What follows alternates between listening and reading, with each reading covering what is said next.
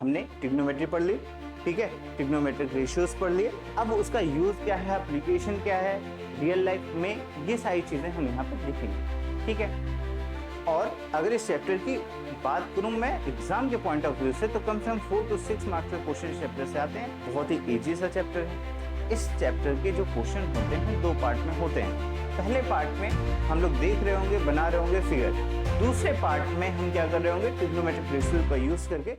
Hello UP जनता, कैसे हो आप लोग? आई होप आप सब लोग बढ़िया होंगे और जमकर पढ़ाई कर रहे होंगे।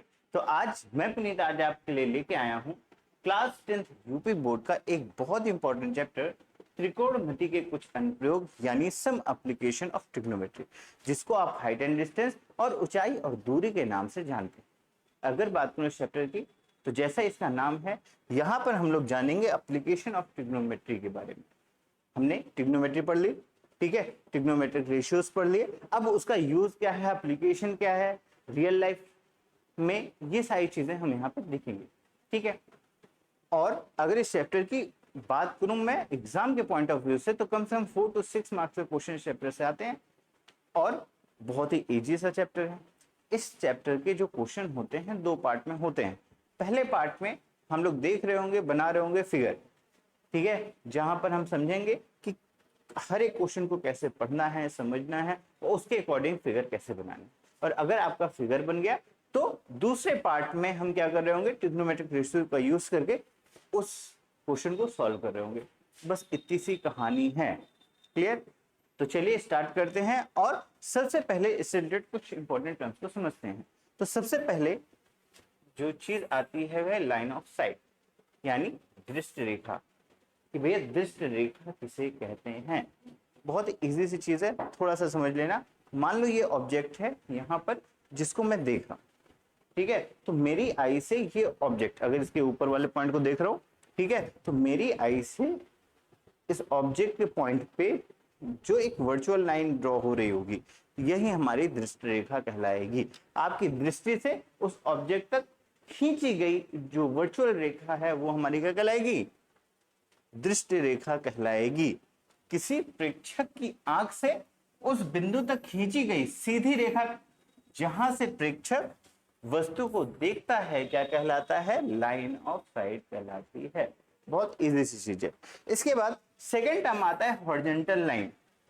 हॉरिजॉन्टल लाइन किसे कहते हैं, तो हमने कहा सर क्षैतिज रेखा वह रेखा है जो जमीन के स्तर पे के समांतर होती है। अब जमीन स्तर मतलब क्षैतिज हो गया, हमारा जमीन हो गई, इससे पैरेलल एक लाइन ड्रॉ करूं, ठीक है, तो वो हमारी क्षैतिज रेखा कहलाएगी। अब क्या कंडीशन है कि जैसे अगर कोई ऑब्जेक्ट है, मान लीजिए यहाँ, ठीक है, अब मैंने क्या किया, इस ऑब्जेक्ट को अगर देख रहा हूं अपनी आई कांटेक्ट से, ठीक है, तो जो ये आंख से और ये ऑब्जेक्ट तक बनने वाली जो रेखा होगी तो दृष्टि रेखा कहलाएगी। और एक लाइन में ड्रॉ करूंगा अपने लाइन के, अपनी जो आंख है ना, उसके पैरेलल नहीं, पैरेलल नहीं, एक स्ट्रेट लाइन ड्रॉ करूंगा जो कि क्या होगी, हॉरिजॉन्टल से पैरेलल होगी, जो आपकी जमीन के उसके पैरेलल एक लाइन ड्रॉ करूंगा, तभी तो एंगल बनेगा। और उसी एंगल का सारा गेम है, ये बात समझना। फिर से जिसको ना समझ में आए उसके लिए, जैसे अगर मैं यहाँ पे हूं, मेरी आई लाइन यहाँ पे है, मेरी आंखें यहाँ पे हैं, ठीक है, और यहाँ पे कोई ऑब्जेक्ट है, मैंने क्या किया, यहां से जो ये लाइन देख रहा हूं, सॉरी थोड़ा सा अच्छे से नहीं है तो इसको अच्छे से खींचते हैं, ठीक है। मैंने कहा सर इस आंख से उस ऑब्जेक्ट तक जो लाइन ड्रॉ कर रहे हैं, ये जो रेखा है ये हमारी क्या कहलाएगी, ये हमारी कहलाएगी दृष्टि रेखा यानी लाइन ऑफ साइट। क्या कहलाएगी, लाइन ऑफ साइट, ठीक है। और मान चलो अब भाई ऐसा तो है नहीं कि जमीन में ही हो, आंखें जमीन में थोड़ी है, तो ये जमीन है, इस जमीन के पैरेलल अगर कोई लाइन ड्रॉ कर रहा हूं, इस जमीन के पैरेलल एक लाइन ड्रॉ कर दी मैंने आंखों के स्तर पे, ठीक है, तो जो ये वाली लाइन कहलाएगी ये हमारी हॉरिजॉन्टल लाइन यानी क्षैतिज रेखा कहलाएगी। 2 इंपॉर्टेंट टर्म है, क्या, लाइन ऑफ साइट और हॉरिजॉन्टल लाइन, ठीक है। और हर एक क्वेश्चन में ये चीज यूज होगी, इसलिए दिमाग में रखना, ठीक है। नेक्स्ट टर्म है आपका उन्नयन कोण यानी angle of elevation. Angle of elevation कहते किसे, सिंपल सी कहानी है, क्या समझना है, अगर आप खड़े हो और ऑब्जेक्ट आपकी जो आई लाइन कह सकते हो, है ना, उससे ऊपर, मतलब ऑब्जेक्ट अगर ऊपर है, क्या है, नीचे से अगर ऊपर वाला एंगल की बात कर लो, आप यहां खड़े हो, ये आपकी हॉरिजॉन्टल लाइन हो गई, और यहां से अगर आप ऊपर देख रहे हो इस ऑब्जेक्ट को, ठीक है, तो जो ये एंगल होगा, जो ये एंगल होगा वो कहलाएगा एंगल ऑफ एलिवेशन यानी उन्नयन कोण। बस समझ में आई? हमेशा जब भी हम ऊपर देखेंगे तो जो एंगल बनेगा हॉरिजॉन्टल लाइन के साथ वो हमारा क्या कहलाएगा, एंगल ऑफ एलिवेशन यानी उन्नयन कोण बनाएगा। अब ये इंपॉर्टेंट क्यों है ये बात समझना। अब हमें क्वेश्चन देगा, अब क्वेश्चन में जब उन्नयन कोण या इसका अगला जो पार्ट है अवनमन कोण, एंगल ऑफ डिप्रेशन, इन दोनों की जब बात करेगा तभी हम ये डिसाइड कर पाएंगे कि ऑब्जेक्ट कहाँ पे रखा है, आप कहाँ पे खड़े हो, किस तरीके से फिगर बन रहा है। ठीक है, तो इस चीज को ध्यान रखिएगा। जब भी एंगल ऑफ एलिवेशन आएगा तो इसका मतलब क्या हुआ कि ऑब्जेक्ट ऊपर है, आप नीचे। डन, यानी नीचे से ऊपर बनने वाले कोण को हम क्या कहेंगे, एंगल ऑफ एलिवेशन। ठीक है, नेक्स्ट आता है अवनमन कोण। अवनमन कोण मतलब एंगल ऑफ डिप्रेशन। अब एंगल ऑफ डिप्रेशन क्या हुआ कि भैया आप ऊपर हो और ऑब्जेक्ट नीचे। ठीक है, जैसे ये रहा, रिमोट मेरा नीचे है, तो यहां से ही जो ये वाली लाइन होगी, हॉरिजॉन्टल लाइन ये होगी, जो ये एंगल बनेगा, सुना, लाइन ऑफ साइट क्या होगी, दृष्ट रेखा ये बन गई, ऑब्जेक्ट तो यहाँ पे है, आप यहाँ पे हो, यहां से हमने चीजों को देखा, तो जो ये लाइन बनेगी लाइन ऑफ साइट होगी, और ऑब्वियसली बात है इस प्लेन के पैरेलल एक लाइन ड्रॉ करोगे तो ये आपकी हॉरिजॉन्टल लाइन हो जाएगी, और जो ये एंगल बनेगा, क्या, हॉरिजॉन्टल लाइन और लाइन ऑफ साइट के बीच में जो एंगल बनेगा, जब हम नीचे की ओर देखेंगे तो ये हमारा कहलाएगा एंगल ऑफ डिप्रेशन यानी अवनमन कोण। यानी जब भी अवनमन कोण की बात करोगे तो हम नीचे देख रहे होंगे, और इससे पहले वाला पार्ट क्या है, उन्नयन कोण, जब उन्नयन कोण की बात कर रहे होंगे तो हम ऊपर देख रहे होंगे। सिंपल सी कहानी है, क्लियर। इससे क्या डिसाइड करेंगे, पोजीशन, कि आप कहां पे हो, ऑब्जेक्ट कहां पे, और ये इंपॉर्टेंट रोल प्ले करता है जब आप फिगर बना रहे होते हो। ठीक है, इसके बाद कुछ बेसिक टूल्स हैं। हमने कहा सर कौन से बेसिक टूल है, थोड़ा ये भी बता दो। तो इसमें कोई खास चीज नहीं है। सबसे पहले मैंने ट्रिग्नोमेट्रिक रेशियोज में पढ़ाया था, है ना, sine theta equal to cos theta equal to tan theta equal to, और उसके याद करने की ट्रिक भी बताई थी। तो सीधा ट्रिक पे चलते हैं। क्या था कि भैया पाकिस्तान भूखा प्यासा और हिंदुस्तान हरा भरा, ये ट्रिक बताई थी भाई। और जिनको ये ट्रिक ना क्लियर हो ट्रिग्नोमेट्रिक रेशियो की, तो प्लीज जाइए, हमारा ट्रिग्नोमेट्रिक वाला चैप्टर अपलोड हो चुका है यूट्यूब में, उसको देखिए पहले, उससे सारे कॉन्सेप्ट को अच्छे से समझ लीजिए, उनके यूज को समझ लीजिए, फिर यहाँ पे आएंगे तो आपके लिए इजी होगा। ठीक है, मैं सीधा याद करने की ट्रिक से स्टार्ट करता हूँ, क्योंकि मुझे टूल्स के बारे में बात करनी है। बाकी इसका एप्लीकेशन तो हमने पहले पढ़ाया हुआ है, तो आप वहां जाकर देख सकते हैं। ठीक है, चलो आ जाओ। तो हमने कहा सर फॉर्मूला था PBP अपॉन HHB। होता क्या है, एक बार मैं आप लोगों के याद दिला दूं, क्योंकि आप बहुत मासूम से छोटे छोटे बच्चे हो जो कि भूल जाते हो, तो आपको याद दिलाना पड़ जाता है। तो हमने कहा सर, हमने बताया था P अपॉन H यानी परपेंडिकुलर अपॉन हाइपोटेनस, किसका रेशियो होता है, हमने कहा सर साइन थीटा का होता है, यानी sine theta equal to P upon H। B upon H होता है कॉस थीटा, और P अपॉन B होता है टेन थीटा। वैसे इन तीनों से ही काम बन जाता है, इन तीनों रेशियो से ही आपके हाइट एंड डिस्टेंस में सारे क्वेश्चन लगभग हो जाते हैं, लेकिन फिर भी अब ये बताया है तो सारे बता दूं। तो यहाँ अगला आता है कॉस थीटा। कॉस थीटा होता है base upon perpendicular, H upon B होता है आपका सेक थीटा, और H अपॉन P होता है आपका कॉसेक थीटा।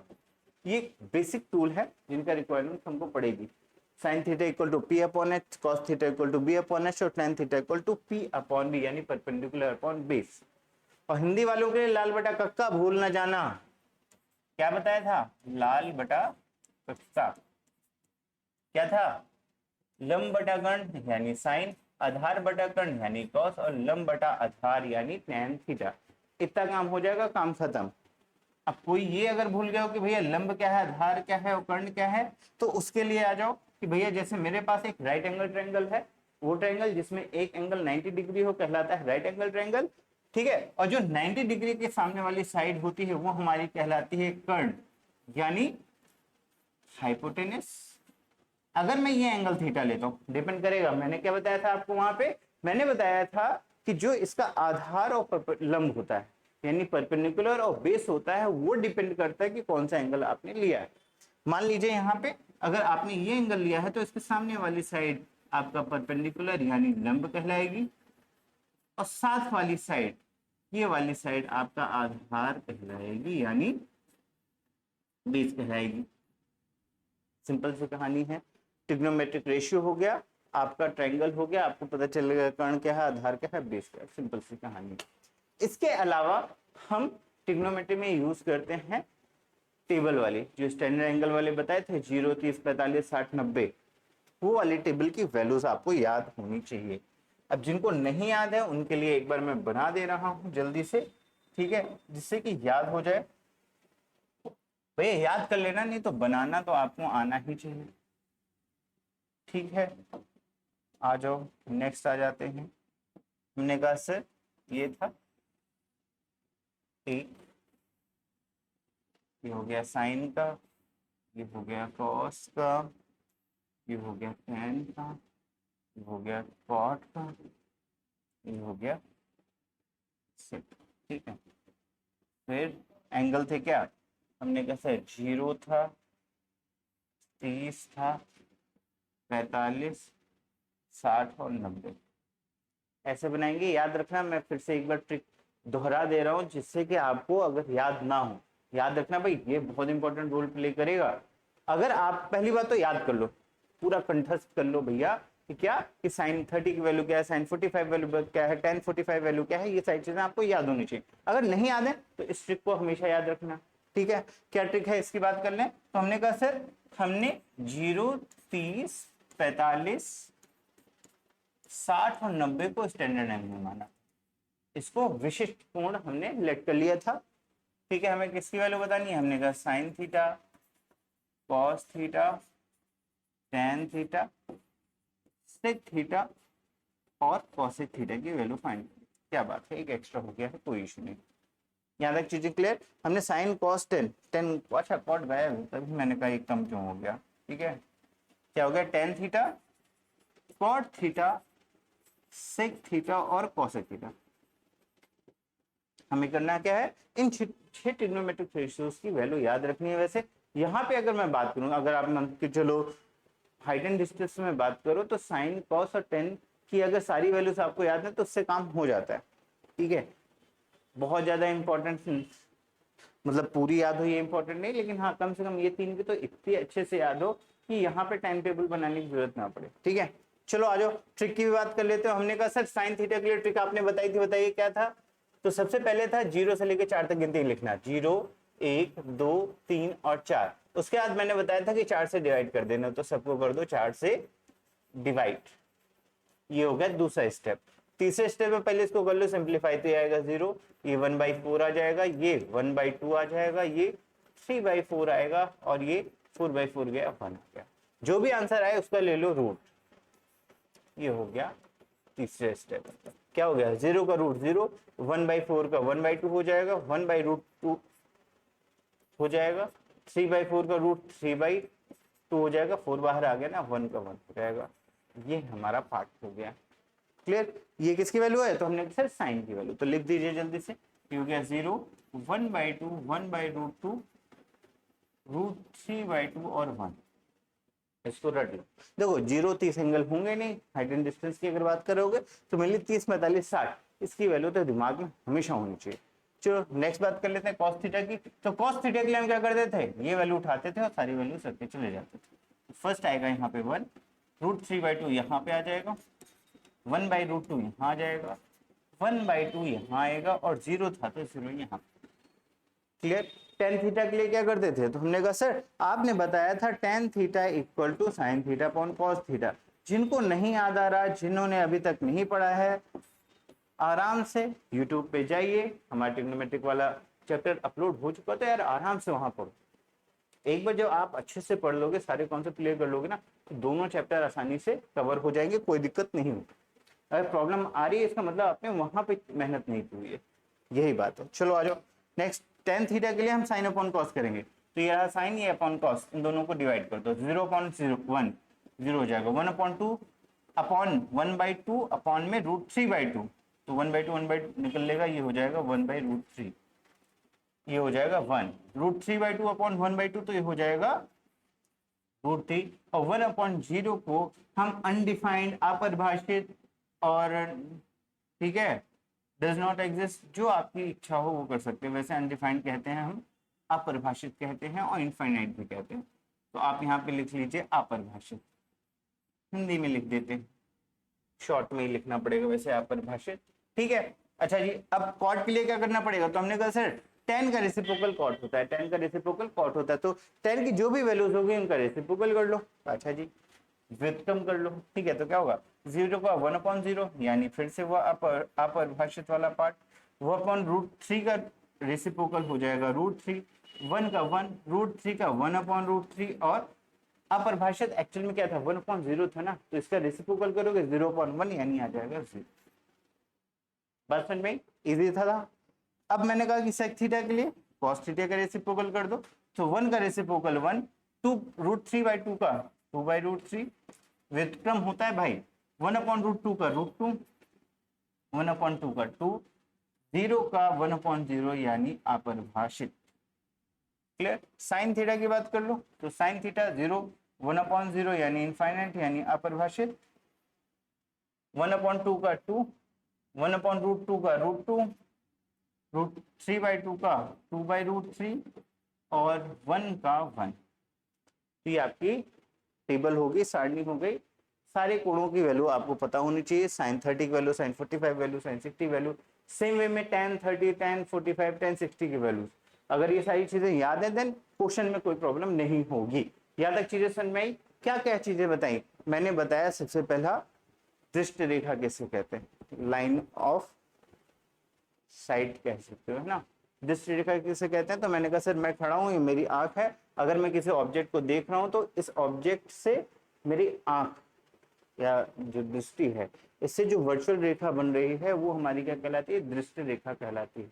दूसरा आता है हॉरिजॉन्टल लाइन। हॉरिजॉन्टल लाइन किसे कहते हैं, तो हमने कहा ये जो हमारी आंख है इसके पहले, इसके साथ एक लाइन में ड्रॉ करूं, जो लाइन क्या हो, हमारी जमीन के जो क्षैतिज है उसके क्या हो, पैरेलल, समांतर हो, तो इस रेखा को हम कहते हैं क्षैतिज रेखा, यानी हॉरिजॉन्टल लाइन। ठीक है, ये हो गई दूसरी चीज। इसके बताया एंगल ऑफ एलिवेशन, यानी क्या कहते हैं उसको, अब नाम मुझे ध्यान नहीं आ रहा है, एक सेकंड पे, हाँ उन्नयन। क्या हुआ कि मैंने कहा दूसरा टर्म आता है उन्नयन कोण। उन्नयन कोण क्या है, एंगल ऑफ एलिवेशन। जब भी कोई ऑब्जेक्ट ऊपर होगा, नीचे से आप ऊपर देख रहे हो, तो साइड, लाइन ऑफ साइड से, क्या लाइन ऑफ साइड से यानी दृष्टि रेखा से और हॉरिजॉन्टल लाइन के बीच में जो एंगल बनेगा वो हमारा कहलाएगा क्या, उन्नयन कोण।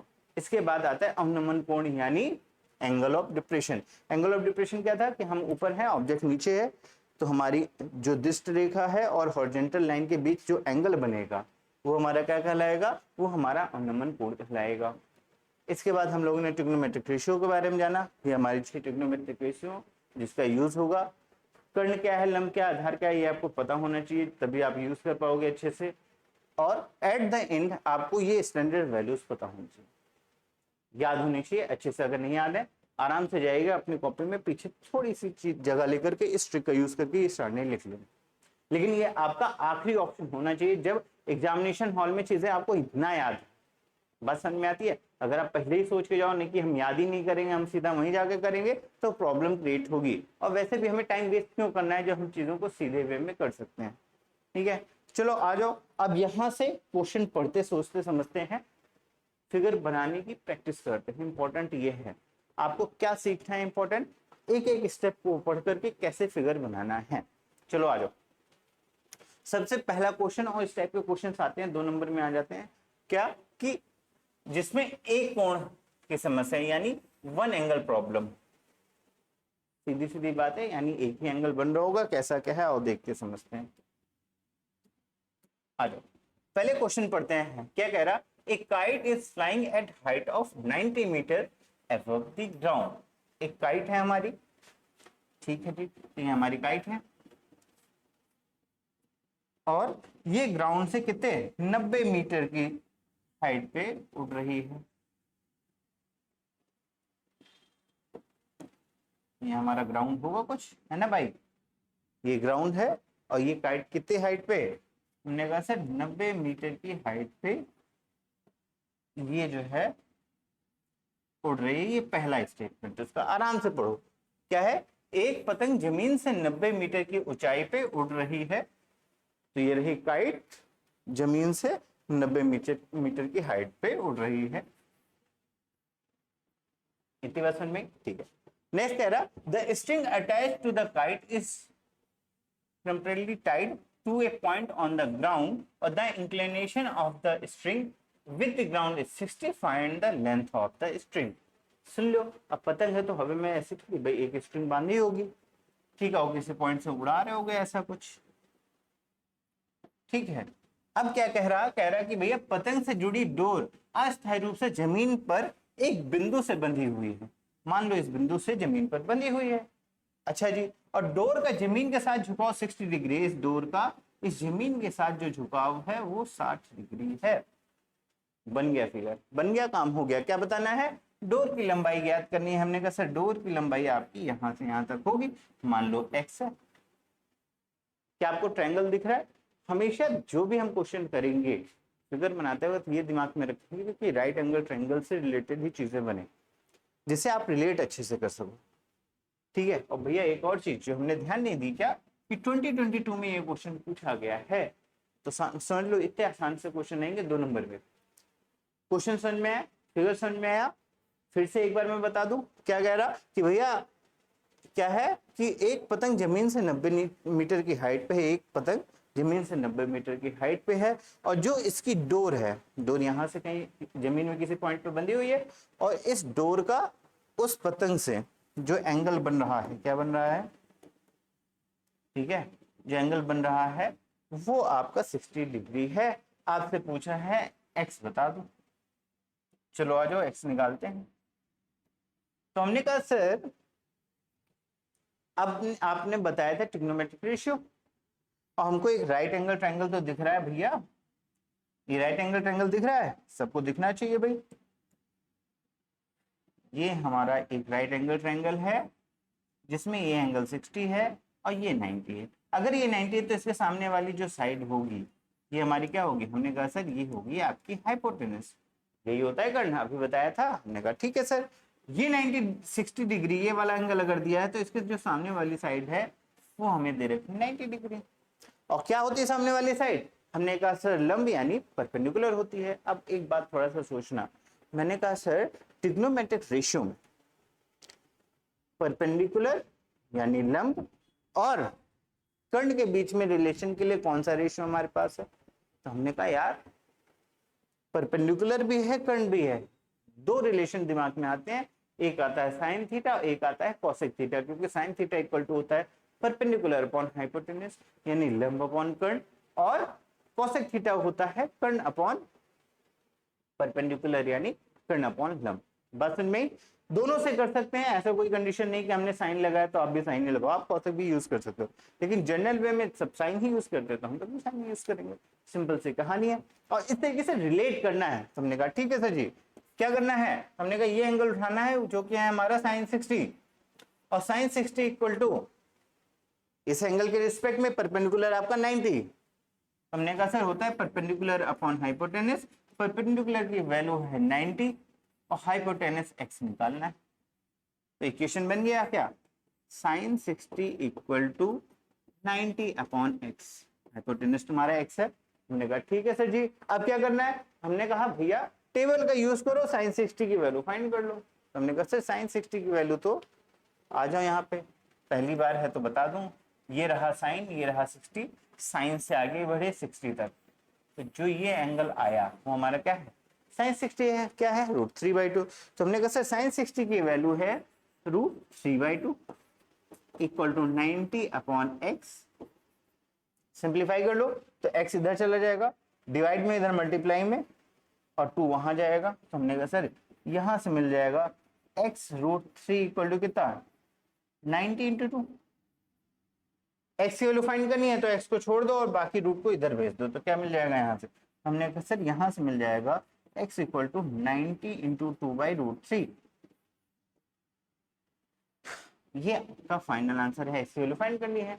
अगर कभी कभी क्या होता है डिनोमिनेटर में रूट आता है, और एक चीज याद रखिएगा कभी भी जब हम आंसर देते हैं तो हम ट्राई करते हैं कि हमारे हर में, अंश और हर होता है, जो हर में हो रूट वाले टर्म ना हो, वर्गमूल वाले टर्म ना हो, तो उसको रिड्यूस करेंगे। तो उसको हटाने के लिए क्या करते हैं हम, रेशनलाइजेशन करते हैं। तो रेशनलाइजेशन कर दो चुपचाप, ये √3 से √3 हो जाएगा, √3 का मल्टीप्लाई, √3 का डिवाइड। अब इससे क्या फायदा हुआ कि ये हो गया √3 इंटू √3 3, ठीक है, और ये 90, तो ये हो जाएगा 90 इंटू 2 इंटू √3 अपॉन 3, 3 से 90 जाएगा, 3 3 9 30, और 30 इंटू 60, तो इसका जो फाइनल आंसर आया 60√3, और मीटर में है तो यूनिट क्या हो जाएगी, मीटर हो जाएगी। सिंपल सी कहानी है भाई, बहुत ज्यादा टफ काम नहीं है। पहला क्वेश्चन है, 2 नंबर में पूछा गया क्वेश्चन है, 2022 में आया हुआ क्वेश्चन। क्लियर है, समझ में आया किस तरीके से फिगर बनाना है, ये इंपॉर्टेंट पार्ट है, इसको समझ लेना। चलो आ जाओ अगले सवाल की ओर। वैसे सेम ही सवाल है, हिंदी में लिखा हुआ है यहाँ पे। अब चलते हैं अगले सवाल की ओर। आ गया ये हमारा अगला सवाल। क्या कह रहा है, कह रहा है कि 2 एंगल प्रॉब्लम्स। अभी तो सिंपल से वो वाली यार, सिंगल एंगल वाले क्वेश्चन जो भी आएंगे आप कर लोगे, इसमें कोई प्रॉब्लम नहीं होने वाली है। चलते हैं अगले सवाल की ओर, जहां पर प्रॉब्लम होंगी जहां पे 2 एंगल्स आते हैं। एक एंगल है, सिंपल सा ट्रायंगल बनाया, एक एंगल है, एक रेडिएशन लगाया, काम खत्म। 2 नंबर में क्वेश्चन आने के चांसेस रहते हैं। ये आया अगला सवाल, और ये सवाल भी आपका 2023 में पूछा गया था। कब पूछा गया था, 2023 में यूपी बोर्ड में ये क्वेश्चन आपका आया हुआ था, दिमाग में रखना। चलो स्टार्ट करते हैं। सबसे पहले क्या करना है, हमने कहा सर क्वेश्चन को पढ़ना है और फिर फिगर बनाना है। और फिगर बनाने का सबसे अच्छा तरीका क्या है कि ट्राई करो, एक लाइन पढ़ी और उससे रिलेटेड कुछ ड्रॉ किया, और ऐसे स्टेप बाय स्टेप करके फिगर ड्रॉ करोगे तो इजी बनता है। एक साथ पढ़ के ड्रॉ करने में कभी कभी आपको कंफ्यूजन होगी। क्लियर, तो आ जाओ बनाते हैं फिगर। क्या कह रहा, एक मीनार के, पहले इंग्लिश में फिर हिंदी में कर लेते हैं। कह रहा the angle of elevation of the top of the building from a foot of the tower is 30, and the angle of elevation of top of the tower from the foot of the building is 60. The two, if the tower is 60 meter height, find the height of the building. Sir जी ये तो आपने एक बार में पढ़ लिया, थोड़ा सा इसको अब आराम से और फिगर कैसे ड्रॉ करेंगे इस विषय में बात कर लो। सबसे पहले एक रिलेशन मेरे दिमाग में है, पहले वो समझते हैं, फिर इस पे आएंगे। क्या रिलेशन है, हमने कहा एक दो चीजें हैं जो दिमाग में होनी चाहिए, उसकी बात कर लो। तो मैंने कहा सर अगर ये मेरा प्लेन है और यहाँ पे 2 पॉइंट्स हैं, मान चलो ऐसा कुछ पॉइंट है, ये 2 बिल्डिंग है, एक बड़ी दो एक छोटी होगी। अब क्यों बता रहा हूँ, ये चीज दिमाग में रखना, क्योंकि एंगल का ही सारा गेम है, उसी से आप डिफाइन कर पाओगे कौन सा ऑब्जेक्ट क्या है। मैंने कहा अगर मेरे पास ये एक हॉरिजॉन्टल लाइन है, एक ऑब्जेक्ट ये है, या एक बिल्डिंग हमारी ये खड़ी हुई है, ठीक है, और एक बिल्डिंग ये खड़ी हुई है, ये बड़ी है ये छोटी है।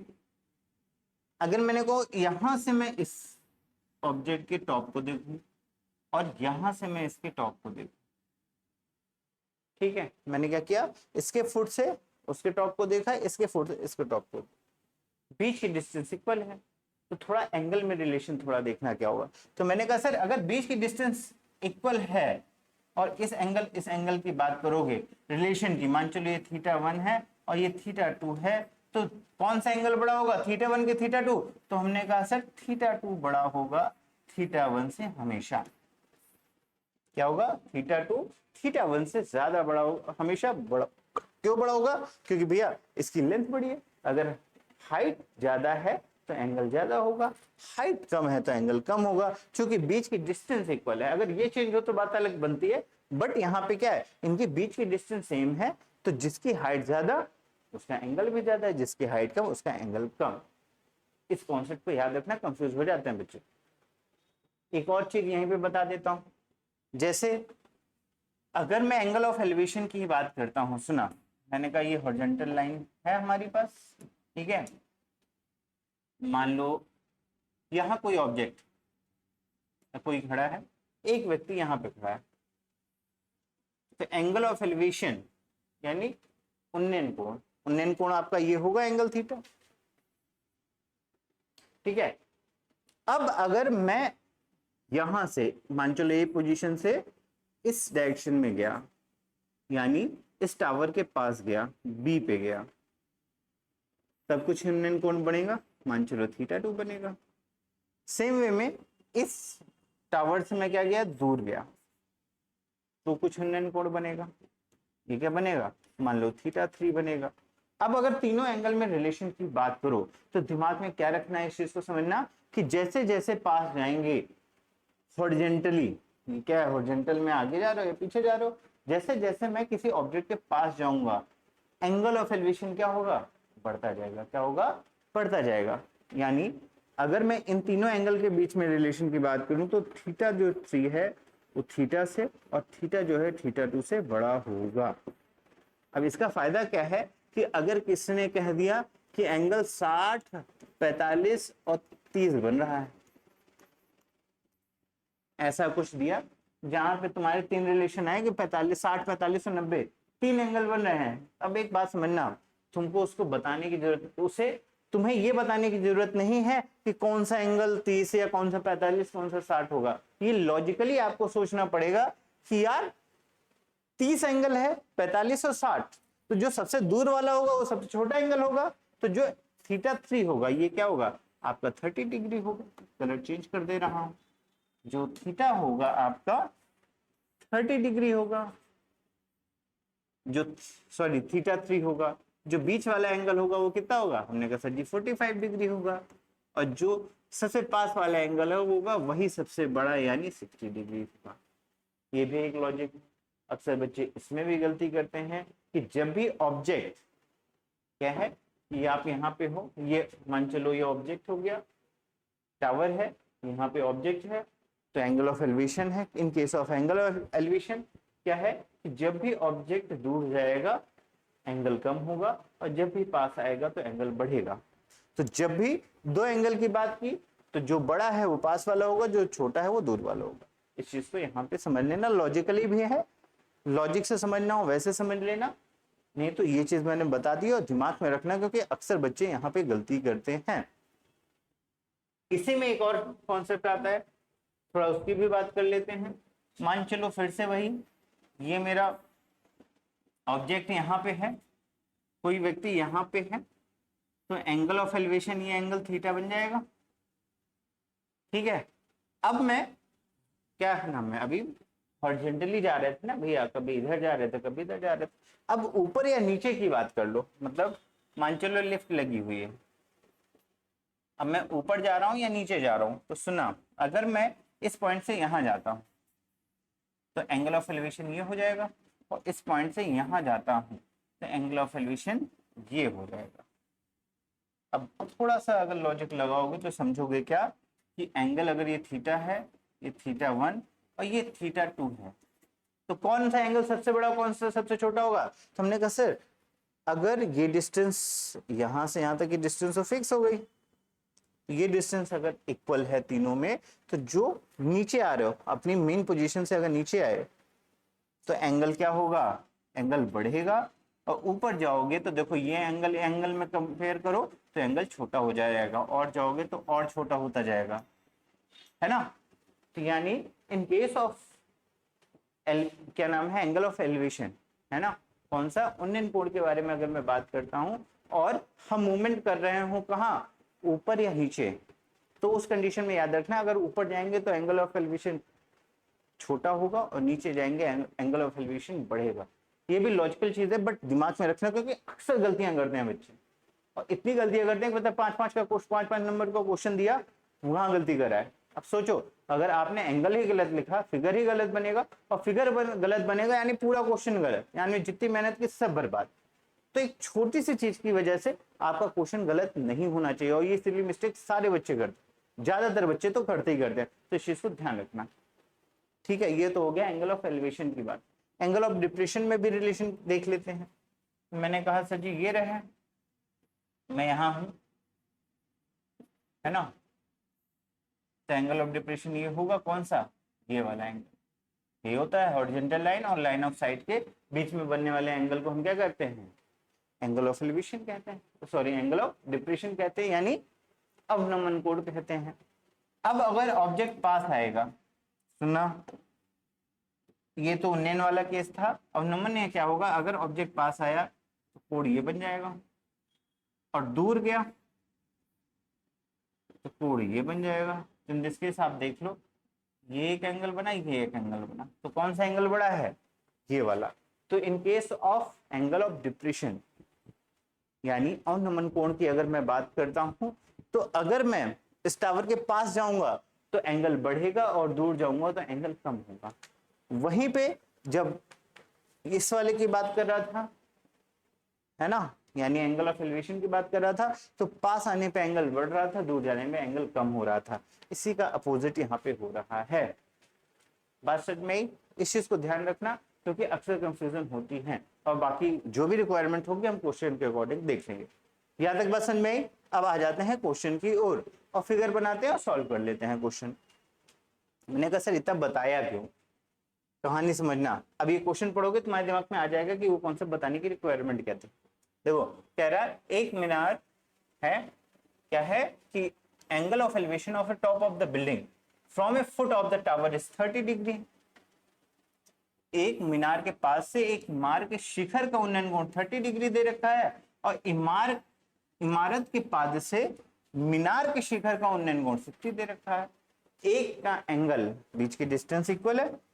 अब तुम ही बताना क्या चीज, कौन सी मीनार है और कौन सा तुम्हारी क्या है, आपका इमारत है और कौन सी मीनार है। मान चलो ये है, एक चीज ऐसी होगी, कुछ दो चीजें हैं, क्या दे रखा है, एक से एंगल 30 दे रखा है, एक से 60 दे रखा है। तो हमने कहा सर अभी आपने बताया कि अगर बीच की डिस्टेंस इक्वल है तो इन दिस केस कौन सा एंगल बड़ा होगा, ये वाला कि ये वाला। तो हमने कहा सर जो ऑब्जेक्ट बड़ा होगा उसका एंगल ज्यादा होगा, यानी ये एंगल 60 हो जाएगा और ये एंगल आपका क्या हो जाएगा, 30 हो जाएगा। लॉजिक से है, क्योंकि हमको नहीं पता मीनार कौन सी है और आपका क्या नाम है, इमारत कौन सी है। मीनार और इमारत में कौन बड़ा है हमको ये भी क्लियर कट नहीं बताया गया, ठीक है। तो इस कंडीशन में हम एंगल से रिलेट करके देख लेंगे क्या कहानी बन गई। अब फिर से आ जाओ वापस क्वेश्चन में। कह रहा है angle of elevation of the top of a building from A foot, top of the building from A foot is 30, top of the building from A foot is 30, ये वाला पार्ट। तो ये हमारा क्या होगा, बिल्डिंग होगी। हमने कहा सर ये हमारी क्या है, बिल्डिंग है, और ये हमारा क्या हो जाएगा, टावर हो जाएगा। क्लियर, ठीक है। If the tower is 60 metre height, तो यहां से यहां तक की हाइट दे रखी है 60 मीटर, ठीक है। आपसे क्या पूछ रहा है, इमारत की ऊंचाई ज्ञात कर लीजिए। तो हमने कहा सर ये रही हमारी इमारत यानी बिल्डिंग, जिसकी हाइट हमको फाइंड करनी है। तो इस तरीके से फिगर को बनाना है। लॉजिक समझ में आया भाई लोगों कि हमने क्यों बताया वो वाला कॉन्सेप्ट। तो सिंपल सी कहानी है, अगर मेरे पास दो चीजें हैं, दो टावर हो गए, यहाँ पे दो इमारतें हैं, अब उनकी, अब भाई जनरली तो हमको नहीं पता नहीं कि कौन बड़ा कौन छोटा है, तो उस कंडीशन में हम क्या करते हैं, उनके एंगल को देख करके ये पता लगाएंगे कौन सी चीज बड़ी है कौन सी छोटी है। यहाँ पे क्या किया, यहाँ पे देखो फिर से वही क्वेश्चन है, एक मीनार, जैसे यहाँ पे angle of elevation of the top of the building from 30 and 60, तो हमने कहा सर 30 और 60 दो एंगल दे रखे थे, तो हमने रफली मान लिया एक चीज ये है, एक ऑब्जेक्ट ये है, तो हमें ये पता चल गया 60 कौन होगा 30 कौन होगा। क्लियर, अब 30 और 60 हमको पता चल गया क्योंकि बीच की डिस्टेंस तो सेम ही है। अब यहां से देख लो कौन सी बिल्डिंग है कौन सी मीनार है। तो सिंपल सी कहानी है कि angle of elevation of top of the building from the foot of the tower, तो फुट ऑफ द टावर से टॉप ऑफ द बिल्डिंग, यानी ये आपका क्या हो गया, बिल्डिंग हो गई, और ये अगर बिल्डिंग है तो ये आपका टावर हो गया। सिंपल सी कहानी। ये आपको थोड़ा सा रीअरेंज करके बनना पड़ता है, हर एक चीज जब पॉइंट टू पॉइंट समझेंगे तभी मजा आएगी, नहीं तो क्वेश्चन गलत कर जाओगे। ये बात समझ में आई। चलो आ जाओ, हमको क्या बताना है, हमने कहा एक्स की वैल्यू फाइंड करनी है। मान लो इनके बीच की डिस्टेंस y है, क्या मान लिया डिस्टेंस y है, आप लिख सकते हो कि लेट बिल्डिंग की हाइट क्या है x और distance between tower and building is y। माना इमारत की हाइट x है और आपका जो है, आपकी जो है मीनार की जो हाइट है वो तो गिवन ही है, उनके बीच की डिस्टेंस y। ये चीज आप यहाँ स्टेटमेंट लिख दोगे। हमने कहा ठीक है सर जी। अब आ जाओ यहाँ पे। अब देखो 2023 में भी ये क्वेश्चन आया हुआ था, ये मैंने बता दिया था, तो ध्यान से समझना, और ऐसे ही क्वेश्चन आने वाले हैं। तो मैंने कहा सर अगर मैं इस ट्रायंगल की बात करता हूं, आप लोग नेमिंग वगैरह करके रख लेना। जैसे मैं अगर नेमिंग कर दूं अभी, तो ये ले लो ए, ये बी, ये सी और ये डी ले लेते हैं। तो हमने कहा एक बार ट्रायंगल लोगे ए बी सी, यहां लिख दोगे इन ट्रायंगल ए बी सी, क्या होगा ए बी सी। तो हमने कहा ए बी सी लोगे ये वाला ट्रायंगल ग्रीन वाला, तो ये एंगल 60, और इसके सामने ये हो जाएगा आपका क्या, परपेंडिकुलर, और बेस होगा वाई। अच्छा एक बात बताएं कि भैया परपेंडिकुलर और बेस यानी लंब और आधार के बीच में रिलेशन कौन बताता है? हमने कहा टेन थीटा, क्योंकि टेन थीटा इक्वल टू क्या होता है, लंब बटा आधार, यानी परपेंडिकुलर अपॉन बेस। तो यहाँ पे किसका यूज करेंगे? तो हमने कहा टेन का यूज करेंगे। तो पहले उठाएंगे टेन, लगा देंगे एबीसी में, तो क्या होगा? तो हमने कहा sir ji tan 30 equal to हो जाएगा आपका कितना, x upon y, x upon y. हमने कहा ठीक है सर जी, टेन 30 की वैल्यू हमको पता है कितनी होती है, तो हमने कहा सर टेन 30 होता है 1/√3। जिनको ना पता वो टेबल में जाकर देख लें। हमने कहा ठीक है सर जी, ये हो गया एक्स अपॉन वाई। तो एक्स अपॉन वाई, तो यहां से एक्स की वैल्यू हो जाएगी एक्स इक्वल टू y/√3 हो जाएगी। ये बाकी जैसे रिक्वायरमेंट होगी उस हिसाब से काम कर लेंगे। क्या ये बात समझ में आती है? सिंपल सी कहानी है। हमने क्या किया, छोटा वाला ए बी सी उठा लिया। अब बड़े वाले ट्रायंगल की बात कर लो। तो हमने कहा सर अगर बड़ा वाला ट्रायंगल उठाते हैं, इसको कर देते हैं लाल, तो यहां होगा tan 60, tan 60 equal to 60 upon y. आ जाओ यहाँ पे आ जाओ, सेम क्वेश्चन था भाई।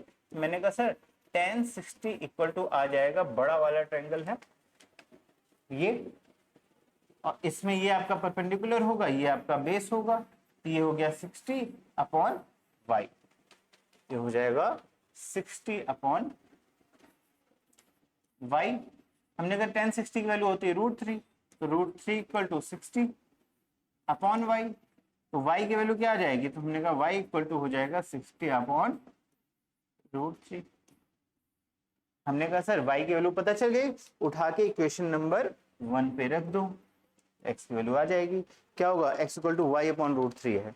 क्या है? हमने कहा सर x इक्वल टू दे रखा है y/√3, y की वैल्यू है 60/√3, तो x इक्वल टू क्या होगा, y/60/√3 अपॉन में √3। इसको सिंप्लीफाई करो तो ऊपर वाला है जैसा है वैसा ही लिखोगे, नीचे वाले का रेसिप्रोकल करके मल्टीप्लाई कर दोगे।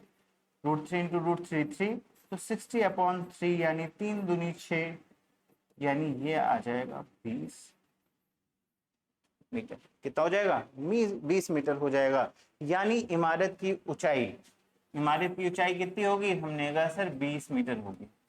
अगर कोई खुशी हो के ये पूछ ले कि इनके बीच की डिस्टेंस क्या होगी, तो इनकी 20 की डिस्टेंस यानी y की वैल्यू होगी 60/√3 मीटर। इसको भी सिंप्लीफाई कर लेना, तो √3 इंटू √3 करके सॉल्व कर लोगे, कोई कहानी नहीं है। बात समझ में? और क्वेश्चन में याद रखना अगर √3 की वैल्यू देगा तभी यूज करना, नहीं तो आप √3 करके भी छोड़ दोगे तब भी आंसर मिल जाएगा। क्लियर हुआ? क्या यहां तक चीजें समझ आई? फिगर बनाना समझ में आया? ठीक है। और ये जो कॉन्सेप्ट बताया इस चीज को ध्यान रखना, क्योंकि फिगर बनाने में बहुत इंपॉर्टेंट रोल प्ले करता है। ठीक है, चलते हैं अगले सवाल की ओर। अब क्या क्वेश्चन है पहले इसको पढ़ते हैं।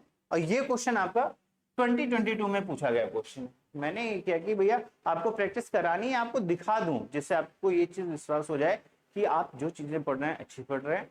और एक और जो चीज इसका फायदा होता है कि अगर आप प्रीवियस ईयर क्वेश्चन कर रहे होते हैं ना, तो जब एग्जामिनेशन हॉल में जाते हैं तो आपको नए क्वेश्चन नहीं लगते, आपको लगता है यार ये इस टाइप के क्वेश्चन तो मैंने किए हैं, तो कॉन्फिडेंस बूस्ट होता है।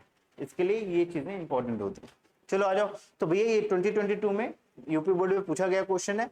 पहले क्वेश्चन पढ़ते हैं, फिगर बनाते हैं, फिर सॉल्व करेंगे इसको। क्या कह रहा? 80 मीटर चौड़ाई की एक सड़क और दोनों ओर समान ऊंचाई के दो खंभे एक दूसरे के आमने सामने खड़े हैं, है ना। Two poles of equal height are standing opposite each other on other side of the road. एक रोड है जिसकी विड्थ दे रखी है 80 मीटर। हमने कहा सर जी रोड बना दो थोड़ा सा। ये हमारी क्या हो गई, मान लो रोड है, ठीक है।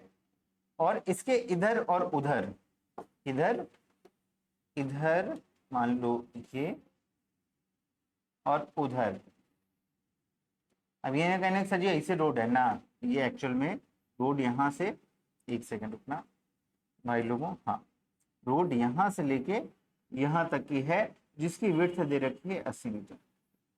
सड़क के आर पार वाली कहानी है। हमने कहा ठीक है सर जी, और ये दोनों लेंथ इक्वल दे रखी है। चलो ठीक है, आ जाओ, इतना समझ गए कि 80 मीटर चौड़ी एक सड़क है, सड़क इधर है इसे, डन। चलो आ जाओ, 80 मीटर एक चौड़ी सड़क है जिसके इधर और उधर इक्वल हाइट वाली दो बिल्डिंगे हैं। ठीक है, यहां तक समझ गए। इसके बाद कह रहा सड़क पर उनके बीच एक बिंदु से, from a point between them on the road, इन दोनों में सड़क बीच में है, सड़क में कहीं आप घूमने निकल लिए, मान चलो इस पॉइंट तक आए, और इस पॉइंट से क्या रिलेशन दे रहा है इसकी बात कर लेते हैं। तो कह रहा कि भैया सामने खड़े हैं, सड़क पर उसके बीच में एक बिंदु से खंभों के शीर्ष का उन्नयन कोण कम सा 60 और 30। अब मैं टहलने निकला आराम से मौज करते हुए, इस पॉइंट पे आया, और जब इस पॉइंट पे आया तो मैंने क्या पाया कि यहां से और यहां से, भैया यहां से मैंने क्या किया, बीच में आया कहीं, पॉइंट ए मान लो इसको, है ना, और जब पॉइंट ए पे था तो मैंने क्या ऑब्जर्व किया कि भैया यहां से इसका और इसका उन्नयन कोण यानी एंगल ऑफ एलिवेशन, मैंने इधर छत देखी, फिर इधर बिल्डिंग को देखा, फिर इधर बिल्डिंग को देखा, और एंगल ऑफ एलिवेशन क्योंकि ऊपर देख रहा हूं तो एंगल ऑफ एलिवेशन होगा, दे रखा है कितना 60 और 30।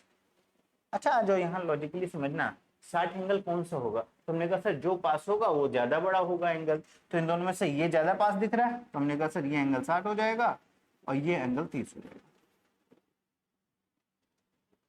सिंपल से कहानी समझ में आई, फिगर समझ आया कैसे बनना है, और इसी का गेम है।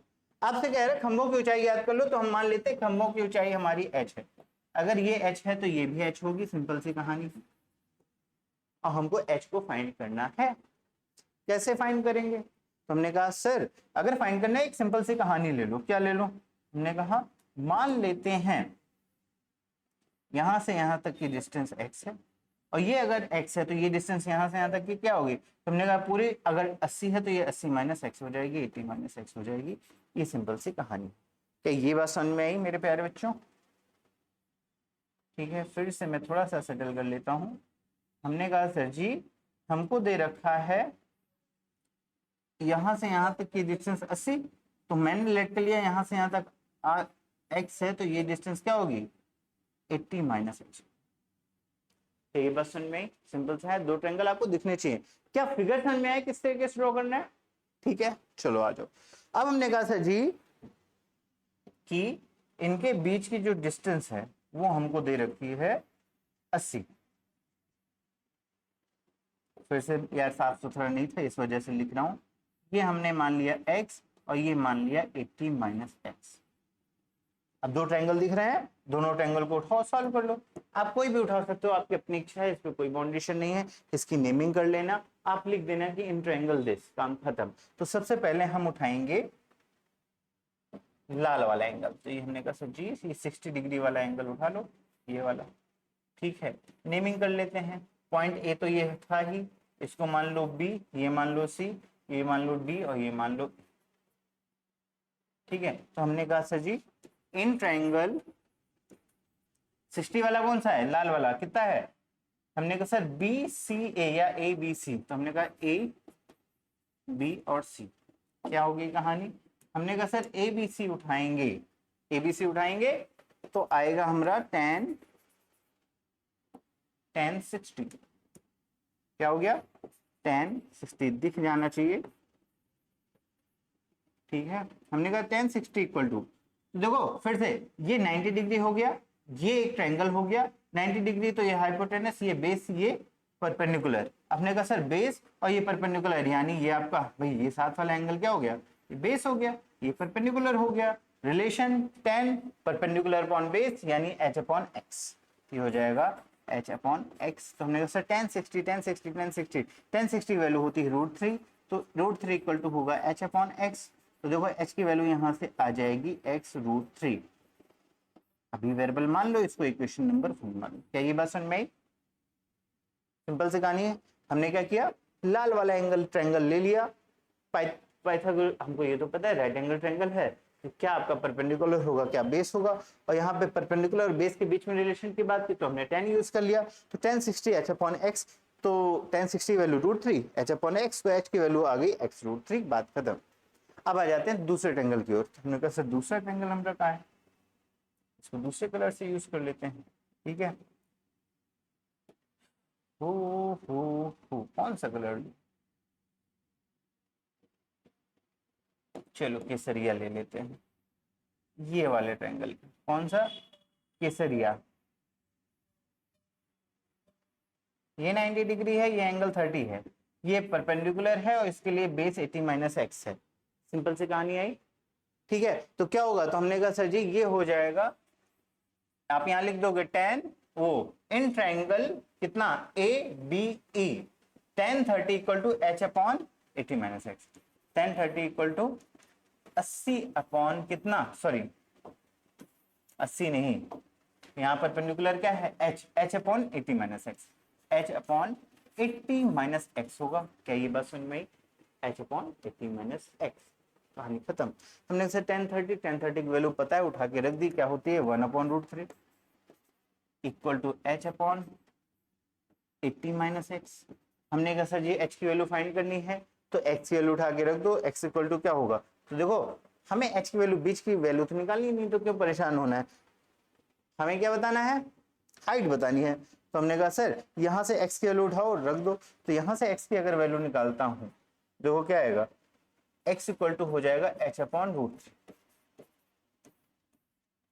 उठा के यहां रख, तो हो जाएगा 1 upon √3 equal to h 80 minus x, x की वैल्यू क्या निकली h अपॉन √3, यहां लिख दो h अपॉन √3, ठीक है। अब इसको सिंप्लीफाई कर लो, फाइनल आंसर आ जाएगा। क्या होगा, तो हमने कहा सर 1 अपॉन √3 अभी रहने तो जैसा है, इसको सिंप्लीफाई कर लेते हैं, ये होगा h, अब देखो एलसीएम लोगे तो आएगा 80 √3 माइनस h अपॉन √3 ऊपर चला जाएगा, तो आएगा h √3 upon 80 into √3 minus h, ठीक है। जिनको न समझ में एक बार देख लो, हमने क्या किया, इसको अपॉन में 1 माना, एलसीएम लिया √3 आएगा, √3 तो 80 √3 माइनस h आ जाएगा, और नीचे √3 है तो ऊपर जाकर मल्टीप्लाई हो जाएगा, सिंपल सी कहानी है, क्लियर। अब क्या करना है, हमने कहा सर क्रॉस मल्टीप्लाई कर लो, यानी यहाँ डिवाइड में उधर मल्टीप्लाई में, ये डिवाइड में उधर मल्टीप्लाई में, तो हो जाएगा 80 √3 माइनस h इक्वल टू √3 इधर जाकर मल्टीप्लाई होगा, तो h √3 इंटू √3 क्या हो गया, हमने कहा सर 80 √3 रहने दो अभी, माइनस h को भी रहने दो, √3 इंटू √3 3h हो जाएगा, तो हमने कहा माइनस h उधर जाएगा प्लस h हो जाएगा, तो ये होगा 80 √3 equal to minus h plus h, तो 3h प्लस h यानी 4h। हमें हाइट बतानी है, तो h इक्वल टू क्या होगा 80 √3 बटा ये मल्टीप्लाई में, तो हो जाएगा डिवाइड में, ये होगा 4 दूनी 8, यानी हाइट आपकी आ जाएगी 20 √3।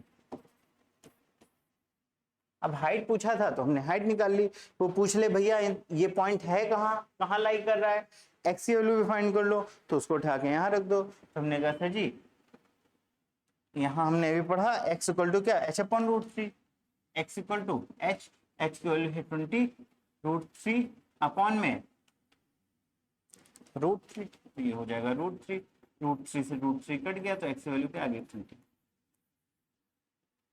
आप ये भी बता सकते हो कि इन इस वाले से कि 60 वाले एंगल की तरफ से इधर से ये 20 और वो 60 डिग्री है, ऑब्वियसली बात है, ये 20 होगा तो 80 माइनस 20 यानी 60 होगा, कि डिस्टेंस है, पॉइंट कहाँ है ये भी बता दिया, हाइट कहाँ है ये भी बता दिया। तो इस टाइप से क्वेश्चन पूछे जाते हैं और इस टाइप से फिगर बनाते हैं। इंपॉर्टेंट पार्ट ये कैसे रिप्रेजेंट करना है साफ सुथरे तरीके से, ये आप चीजों को समझेंगे, जानेंगे और करेंगे। क्लियर है, चलो आ जाओ नेक्स्ट सवाल की ओर। क्या है, शेडो प्रॉब्लम, यानी छाया की समस्या वाले क्वेश्चंस भी आते हैं। इजी क्वेश्चन होते हैं, ज्यादा टफ नहीं होते हैं, थोड़ा समझते हैं। और ये क्वेश्चन भी आपको 2023 में पूछा गया क्वेश्चन है, तो यानी भैया अगर पूछा गया है यानी इंपॉर्टेंट है, और इंपॉर्टेंट है तो इसको अच्छे से समझना है। चलो आ जाओ फिर से एक बार, हमने कहा क्वेश्चन कह रहा है, पहले क्वेश्चन पढ़ोगे, the shadow of a vertical tower on A level ground is increased by 30 meter when the altitude of the sun changes 60 to 30. Find the height of the tower. Height of the tower बताना है। किसी को ना पल्ले पड़ा हो तो फिर से एक बार बात कर लेते हैं कि समतल भूमि पे ऊर्ध्वाधर मीनार की छाया, मान लो ये समतल जमीन है, ये हमारी जो है मीनार है। अब मीनार है तो छाया कैसे आएगी, मान चलो यहाँ सन था एक टाइम पे, बहुत गंदा सा बना है बट ऐसे करके होगा तो ये कुछ होगा, है ना, यही है। क्या है, the shadow of a vertical tower on the level ground increase 30 metre when altitude of the sun is changes 60 to 30।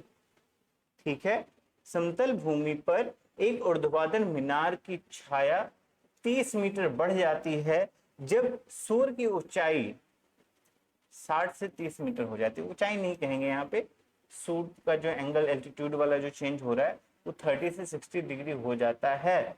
तो मीनार की हाइट ज्ञात करनी है, तो हमने कहा मीनार की हाइट तो मान लो h। अब यहां से मान चलो पहले ऐसा कुछ होगा और ये क्या हो रहा होगा, डाउन हो रहा होगा या ऊपर जा रहा होगा, ऊपर जा रहा है तभी एंगल कम होगा। ठीक है, कौन सा एंगल, तो पास वाला एंगल 60 हो गया, दूर वाला 30 हो गया। लॉजिकली ये हो गया। क्या कहानी है, 60 से 30 हो गया, तो पहले यहां था और अब यहां हो गया, और इनके बीच की डिस्टेंस दे रखी है कितना, कि the shadow of the vertical tower on a level ground increase by 30 metre. पहले यहां से यहां तक थी, अब 30 मीटर क्या हो गई, इंक्रीज हो गई। इसको मान लो y। बात समझ में नहीं आई होगी, फिर से एक बार समझ लेना। एक टावर है हमारे पास, ठीक है, ये सन है हमारा, ठीक है, तो मान चलो पहले इनिशियल पॉइंट पे एंगल 60 बना रहा था। जब इसने अपनी जगह चेंज की, या तो नीचे जा रहा होगा या तो ऊपर जा रहा होगा, मान चलो थोड़ा नीचे डाउन हुआ तो एंगल बढ़ेगा, ये वाला पार्ट क्या हो गया, दूर हो गया। तो उसने ये कहा कि पहले जो छाया थी वो 30 मीटर बड़ी हो गई, पहले अगर y थी तो y + 30 हो गई, ठीक है, और जो एंगल था 60 से 30 चला गया। ये बात उसने बताई, हमने फिगर बना लिया। अब इस क्वेश्चन को सॉल्व करना है और वो हमसे पूछ रहा है कि भैया हाइट बता दो। क्या करेंगे, फिर से वही वाला पार्ट, सबसे पहले छोटा वाला ट्रायंगल उठा लो, पहले सॉरी tan 60 उठा लो, 60 डिग्री। हमने कहा सर जी यहां आएगा tan 60 = h/y। tan 60 की वैल्यू क्या है, हमने कहा सर जी √3 = h/y, तो h की वैल्यू हो जाएगी √35। देखो कंफ्यूज मत होना, क्या कहानी है एक बार फिर से समझ लेना। मान के चलो ये मेरा टावर, ये सन है, ठीक है, अगर यहाँ पे सन है, मान चलो ये ऐसे करके आएगी, तो उसने कहा ये जो एंगल है वो 60 है, सन नीचे गया, अब सन नीचे गया तो एंगल ऑफ एलिवेशन पहले यहाँ जो यहाँ था वो यहाँ हो जाएगा, है ना। फिर से जो यहाँ था ये आ रहे थे, ये था, लेकिन अब ये पोजीशन चेंज किया तो अब ये चीज यहाँ हो गई। अब ये अगर दूर हो गया, एंगल 60 था, अब क्या हो गया 30 हो गया। यहां से ये था नीचे आया तो ये पहले 60 था, ये पहले ये वाली लाइन ऐसे आ रही थी, अब क्या हो गई ऐसे हो गई। शेडो में क्या चेंज आया, मान चलो पहले y थी, अब क्या हो गई 30 मीटर बड़ी हो गई, y + 30 हो गई। तो हमको हाइट ऑफ द टावर बताना है, सिंपल सी कहानी है। हमने क्या किया, पहले tan 60 वाला ट्रायंगल ले लिया और ये निकाल लिया। अब बात कर लेते हैं 30 के लिए, तो हमने सर tan 30 = होगा h/y + 30। tan 30 degree equal to क्या हो जाएगा, तो हमने कहा सर बड़ा वाला ट्रायंगल लोगे ये वाला, और जैसे बड़ा वाला ट्रायंगल लोगे तो ये आएगा h/y + 30, ये पूरा बेस होगा, है ना, तो y + 30 तो ये हो जाएगा h/y + 30। हमने कहा सर जी tan 30 की वैल्यू होती है 1/√3 = h/y + 30। 30 है, डिग्री नहीं है, सॉरी। हमने कहा h की वैल्यू है √3y, लेकिन हमें क्या करना है, h की वैल्यू फाइंड करनी है, तो y की वैल्यू निकाल लो, तो y = हो जाएगा h/√3। और उठा के यहाँ रखो, तुमने कहा सर जी 1/√3 h अपॉन क्या हो गया √3, ये हो जाएगा y की वैल्यू क्या है h/√3, और +30। सिंपल सी कहानी है, सिंप्लीफाई कर लो, आप जैसा चाहो वैसा कर लो, यहाँ सिंप्लीफाई करके वैसे कर लो, या क्रॉस मल्टीप्लाई पहले कर लो। हमने कहा सर ऐसा करते हैं, ये पूरा टर्म इधर, ये इधर ले आते हैं, तो हमको मिल जाएगा h√3 + 30 = h√3। क्रॉस मल्टीप्लाई किया, ये यहाँ, ठीक है। चलो आ जाओ इसको सिंप्लीफाई करते हैं। हमने कहा सर ये h + 30√3 अपॉन में √3 = h√3, ये आएगा। हमने कहा ठीक है सर, अब क्या करना है, हमने कहा सर √3 यहाँ डिवाइड में उधर जाएगा, मल्टीप्लाई में आ जाएगा, ये होगा h + 30√3 = √3 × √3 3h हो जाएगा, ये h प्लस में उधर जाएगा माइनस हो जाएगा, तो होगा 30√3 = 3h - h 2h और 2 30 से जाएगा 15, तो h की वैल्यू आएगी 15√3 मीटर। और यही आपका फाइनल आंसर है। क्या ये समझ में क्लियर कट है कि किस तरीके से चीजों को करना है? ठीक है, अब चलते हैं अगले सवाल की ओर, मूविंग ऑब्जेक्ट के बारे में। अब याद रखना 2019 में आया हुआ क्वेश्चन है, और आजकल के अगर मैं एग्जामिनर की बात करूं जो पेपर सेट करते हैं, तो उनका फेवरेट क्वेश्चंस में आ जाते हैं ये सारे क्वेश्चंस, जहां पे ऑब्जेक्ट मूव कर रहा हो। क्योंकि सिंपल क्वेश्चन बच्चे कर ले जाते हैं, तो उनको थोड़ा सा तो चेंज करना पड़ेगा। तो यहाँ पे इस टाइप के क्वेश्चन ट्रेंडिंग में है और आते हैं। तो चलो देख लेते हैं इस टाइप क्वेश्चन को कैसे करना है। और ये 2019 में पूछा गया था, और भी कई जगह पूछा गया, कई बार पूछा गया, ऐसे कोई वो चीज नहीं है। सबसे पहले क्वेश्चन को पढ़ेंगे, फिगर बनाएंगे, फिर सॉल्व करेंगे। क्या कहानी है, कह रहा है एक straight highway leads to the foot of the tower. क्या है, एक सीधा राजमार्ग एक मीनार के पास तक जाता है। चलो बना लो पहले इस चीज। मैंने कहा ये हमारा स्ट्रेट हाईवे है, ठीक है, जो कि एक मीनार तक जाता है, ये बात कही। ठीक है, आ जाओ। एक सीधा राजमार्ग एक मीनार के पास तक जाता है, पास मतलब टावर, वो फुट तक जाता है, ठीक है। The straight highway lead to the foot of the tower. Second चीज, अब क्या कह रहा है कि भैया a man standing at the top of the tower, एक व्यक्ति यहां पे खड़ा है, टॉप ऑफ द टावर में है, ठीक है। चलो मीनार के शीर्ष पे एक व्यक्ति खड़ा है। अच्छा जी, क्या कह रहा, और observe a car and angle of depression is 30। अब ऊपर है तो नीचे देख रहा होगा, और जब नीचे देख रहा होगा तो एंगल ऑफ डिप्रेशन होगा, ये आपके क्या होगा, हॉरिजॉन्टल लाइन होगी। याद रखना, गलती मत करना। हमने कहा ठीक है सर, ये हॉरिजॉन्टल लाइन हो गई, और ये एंगल ऑफ डिप्रेशन दे रखा है कितना, 30 डिग्री। ये हो गया 30। भाई दृष्टि रेखा और क्षैतिज रेखा के बीच में बनने वाले कोण को हम एंगल ऑफ डिप्रेशन कहेंगे यहाँ पे, इन दिस केस, ठीक है। अच्छा जी, तो क्या कह रहा कि भैया observe a car and angle of depression is 30 degree which is approaching the foot of the tower with a uniform speed. और ये जो यहाँ पे कार थी, कार बना दूं,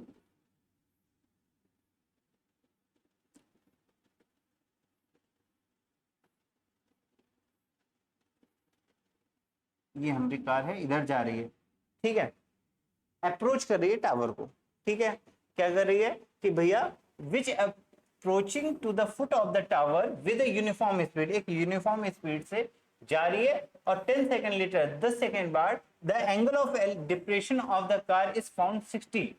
जो इधर जा रही है और 10 सेकंड बाद उसने देखा कि जो एंगल ऑफ डिप्रेशन था वो हो गया 60। पहले कितना था, 30 था, अब हो गया 60। अब कार यहाँ पहुंच गई, यहाँ पे, अब यहाँ पे कार नहीं बनाऊंगा, बट ये पहुंच गई। कितने टाइम पहुंची, हमने कहा सर यहाँ से यहाँ तक की पहुंचने में उसको लगा 10 सेकेंड। ठीक है जी, जाने दो। अब क्या कह रहा कि भैया find the time taking car reaches to the foot of the tower from the point. अब इस पॉइंट से यहां तक पहुंचने में कार को कितना समय लगेगा, हमको ये बताना है एक यूनिफॉर्म स्पीड से। हमने कहा ठीक है सर जी, बता देंगे द पॉइंट, ठीक है। फिर से एक बार चेक कर लो क्या कहानी है, दोनों एंगल दे रखे हैं। फिर से क्या है, एक सीधा राजमार्ग है, हमने कहा सीधा राजमार्ग है, उसके ऊपर वो एक हमारा क्या है, टावर है ना, मीनार है, मीनार पे एक व्यक्ति खड़ा है जो एक कार को देख रहा है। जब उसने पहले देखा तो एंगल ऑफ डिप्रेशन यानी अवनमन कोण तुम्हारा 30 डिग्री था। 10 सेकंड बाद देखा जो कि गाड़ी इधर जा रही थी, तो 10 सेकंड बाद जब देखा तो एंगल ऑफ डिप्रेशन, ऑब्वियस सी बात है यहां से क्या था, एंगल बढ़ लिया। अगर ये एंगल बढ़ गया 30 था, अब क्या हो गया 60 हो गया। हमने कहा ठीक है सर, तो कह रहा है यहां से यहां तक पहुंचने में कितना टाइम लगेगा ये बताना है। मैंने कहा सर अगर मुझे यहां से यहां तक पहुंचना है तो उसके लिए ये डिस्टेंस पता चल जाए, तो मान लो x फाइंड करना है मुझे। ठीक है, एक और चीज मान लेते हैं इस टावर की हाइट h है, ये भी ठीक है, और ये 10 सेकंड दे रखा है, अभी के लिए मान लो 10 सेकंड तो टाइम है। मैंने मान लिया uniform velocity, uniform velocity given है ना भाई, लेट कर लो यूनिफॉर्म जो वेलोसिटी है वो v है। अगर यूनिफॉर्म वेलोसिटी v है और डिस्टेंस मान लो, तो डिस्टेंस क्या होगा, तो हमने कहा सर आपने रिलेशन बताया था velocity equal to distance upon time, तो डिस्टेंस इक्वल टू क्या होगा, हमने कहा velocity into T, v into T velocity into time. Velocity हमारा v है, टाइम 10 है, ये हो जाएगा 10v। ये एक छोटी सी चीज है जो आपके दिमाग में होनी चाहिए, क्या होगा, इसकी डिस्टेंस आ जाएगी 10v। इसको अलग से भी कर सकते हो, साथ में भी कर सकते हो, यूनिट वेलोसिटी भी मान करके कर सकते हो, उससे कोई प्रॉब्लम नहीं होगी। ठीक है, distance equal to velocity into time होगा। टाइम दे रखा था, वेलोसिटी v यूनिफॉर्म है जो सबके लिए सेम ही होगी, तो हमने मान लिया v। चलो अब इस क्वेश्चन को सॉल्व करते हैं। क्या क्वेश्चन समझ में आया मेरे प्यारे धुरंधरों? ठीक है, हाँ चलो एक बार फिर से मैं समझा दे रहा हूं जिससे कि मजा आ जाए। क्या कह रहा है कि एक हमारा हाईवे है, ठीक है, हाईवे के पे एक जो है हमारा क्या है, टावर है। इस टावर पे एक व्यक्ति है जो कि एक कार को देख रहा है, ये हमारी कार, ठीक है। 10 सेकंड बाद देखा कि ये कार कहां पहुंच गई, इस वाले पॉइंट पे पहुंच गई, और जब इस वाले पॉइंट पे पहुंची तो एंगल ऑफ डिप्रेशन, ये वाला जो एंगल हो गया वो हो गया 60। पहले 30 था, अब क्या हो गया 60 हो गया। ये कहानी है। तो कह रहा कि भैया लेट कर लो हाइट h है, ये x से कह रहा है इस पॉइंट से इस पॉइंट तक पहुंचने में कितना टाइम लगेगा, हमको ये बताना है। हमने कहा सर हमें टाइम पता करना है, वेलोसिटी यूनिफॉर्म है तो v हमने लेट कर लिया, तो हमें सिर्फ और सिर्फ डिस्टेंस निकालने तो काम बन जाएगा। ठीक है, चलो आ जाओ करते हैं। तो अब गेम देखना क्या कहानी है। हमने कहा सर ये लाइन और ये लाइन एक दूसरे के पैरेलल हैं, क्योंकि हॉरिजॉन्टल लाइन है, एक दूसरे के पैरेलल समांतर हैं। अगर समांतर हैं तो आप लोगों ने क्लास 8 में एक प्यारा सा कॉन्सेप्ट पढ़ा था कि अगर, कहाँ बताऊं, यहां बता देता हूं, ठीक है, अगर दो लाइनें एक दूसरे के पैरेलल हैं, क्या है, दो लाइनें एक दूसरे के पैरेलल है और तीसरी लाइन उसको इंटरसेक्ट कर रही है, दो समांतर रेखाएं हैं और तीसरी त्रियक रेखा उसको क्या कर रही है, कट कर रही है, तो उनके जो अल्टरनेटिव एंगल्स होते हैं वो क्या होते हैं, इक्वल होते हैं। अल्टरनेटिव एंगल होंगे वो क्या होंगे, इक्वल होते हैं। तो इन दिस केस ये दोनों एक दूसरे के पैरेलल होंगे, हॉरिजॉन्टल लाइनें हैं, और ये दोनों अगर हॉरिजॉन्टल लाइनें हैं तो ये जो लाइन है कट कर रही है, कौन सी वाली, हमने कहा सर ये वाली लाइन कट कर रही है, तो जो ये एंगल है वो इस एंगल के इक्वल होगा। सिंपल सी कहानी है। सिमिलर वे में ये लाइन जब कट करेगी तो जो ये एंगल होगा वो इस एंगल के इक्वल होगा। ठीक है, तो चलो कर लेते हैं इक्वल इक्वल। हमने कहा सर ये एंगल आपका हो जाएगा कितना, ये 30 था तो ये एंगल 30 हो जाएगा, और ये एंगल 60 था तो ये एंगल 60 हो जाएगा। सिंपल सी कहानी है। और अपने आप को यहाँ पे चेक भी कर सकते हो फिगर सही है गलत है या कुछ भी। देखो पास जाने पे एंगल बढ़ेगा, देखो यहाँ 60 हो गया, ये 30 था ये 60 होगा, मैंने एंगल ऑफ एलिवेशन वाले पार्ट में बताया था। तो पास आने पे क्या हो रहा है, एंगल बढ़ रहा है यानी काम बन जाएगा। चलो आ जाओ, 30 हो गया 60 हो गया, ये हमारा फिगर क्लियर हो गया। अब बनाते हैं क्वेश्चन, कैसे होगा। तो हमने कहा सर जी सबसे पहले एक बड़ा वाला ट्रायंगल उठा लो, या फिर चलो 60 डिग्री वाला ट्रायंगल उठाते हैं, लाल वाला ट्रायंगल। इसकी नेमिंग कर लेते हैं, ये ए मान लो, ये बी मान लो, ये सी मान लो, ये डी मान लो। हमने कहा sir ji in triangle A B और सी, जैसे एबीसी करोगे क्या ए बी सी, तो हमने कहा सर tan 60, क्योंकि ये परपेंडिकुलर है, ये आपका बेस है, परपेंडिकुलर अपॉन बेस यानी tan 60, ये हो जाएगा tan 60 इक्वल टू कितना h अपॉन एक्स, तो ये हो गया h upon x. tan 60 value √3, तो यहां से h की वैल्यू आ जाएगी x√3। इसको आप इक्वेशन नंबर 1 मान लो, जैसे रिक्वायरमेंट पड़ेगी हम अगली बार देख लेंगे। ठीक है, अब आ जाओ दूसरे इक्वेशन की ओर। हमने कहा सर अब ले लो लाल व्हाइट वाला, सॉरी कौन सा, सी डी बी। हमने कहा sir in triangle C D B, क्या लिया, C D B. C D B उठाए तो क्या चीज दिख रही है मुझे, पीछे आ जाओ।